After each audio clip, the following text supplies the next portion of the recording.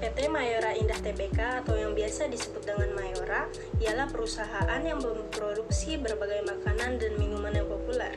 Selain Indonesia, produk perusahaan ini juga sudah masuk hingga ke pasar global dan dipasarkan di berbagai negara. PT Mayora kini mempunyai dua kategori produk yang berupa makanan serta minuman yang terdiri dari 6 jenis kelompok yang menghasilkan produk yang berbeda-beda dari divisi lain. Akan tetapi, keenam divisi ini tersebut masih terintegrasi di dalam perusahaan besar ini. Perusahaan yang berdiri pada tahun 1977 ini telah melakukan berbagai inovasi terbaru, sehingga perusahaan ini berhasil berkembang secara pesat serta bertahan dengan kokoh. Hal ini dilakukan untuk memenuhi berbagai kebutuhan pelanggan, baik di dalam ataupun di luar negeri. Kini produk Mayora telah tersebar di 5 benua di dunia. PT Mayora Indah Tbk adalah salah satu perusahaan Fast Moving Consumer Goods atau FMCG di Indonesia. Kenapa PT Mayora disebut dengan perusahaan Fast Moving Consumer Goods? Karena Mayora telah meraih banyak penghargaan seperti Top 5 Best Managed Companies Indonesia dari Asia Money.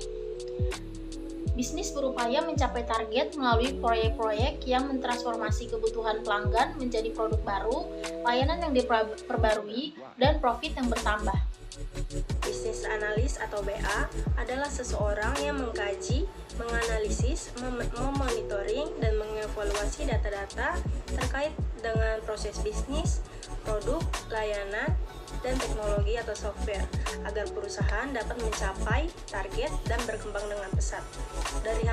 Dari hasil analisis data yang dilakukan, nantinya bisnis analis ini akan memberikan rekomendasi sistem untuk efisiensi kegiatan operasional perusahaan. Bisnis analis juga akan membantu bisnis mendokumentasikan proses bisnisnya dengan menilai model bisnis dan mengintegrasinya dengan teknologi.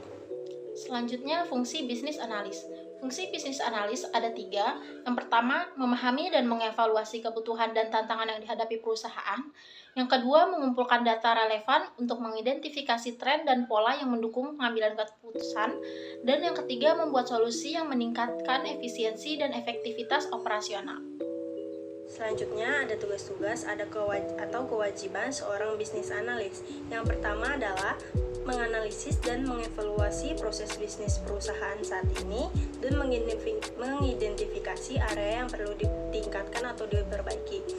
Lalu yang kedua ada menentukan perkiraan harga eceran.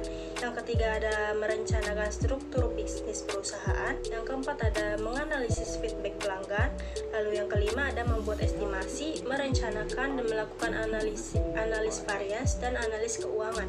Lalu yang terakhir adalah menganalisis dan mengevaluasi proses bisnis, perilaku konsumen, dan data pasar yang dimiliki perusahaan saat ini, serta mengidentifikasi area perbaikan. Analis memiliki wewenang untuk menganalisis data dan proses bisnis yang ada. Mereka bertugas mengevaluasi efisiensi operasional dan mengidentifikasi area perbaikan yang diperlukan untuk mencapai tujuan bisnis.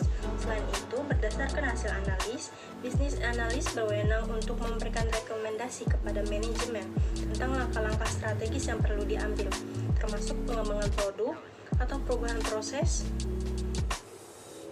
Dan dalam beberapa kasus, bisnis analis ini dapat bertindak sebagai manajer proyek kecil, mengelola implementasi solusi yang mereka rancang, dan memastikan bahwa proyek tersebut berjalan dengan sesuai rencana. Tanggung jawab bisnis analis. Tanggung jawab bisnis analis ada 5. Yang pertama, mengumpulkan dan memahami kebutuhan bisnis dari pemangku kepentingan. Dan yang kedua, menganalisis informasi bisnis untuk menentukan langkah-langkah praktis yang diperlukan untuk mencapai tujuan bisnis. Yang ketiga, memastikan bahwa solusi diimplementasikan dengan benar dan memenuhi kebutuhan bisnis yang telah ditentukan. Yang keempat, mendokumentasikan temuan dan kebutuhan secara akurat. Yang terakhir, memiliki kemampuan komunikasi yang efektif, tak hanya dalam menyampaikan ide-ide dan kebutuhan, tetapi juga dalam mendengarkan dan memahami masukan dari berbagai pihak. Sekian kesimpulan yang dapat kami sampaikan.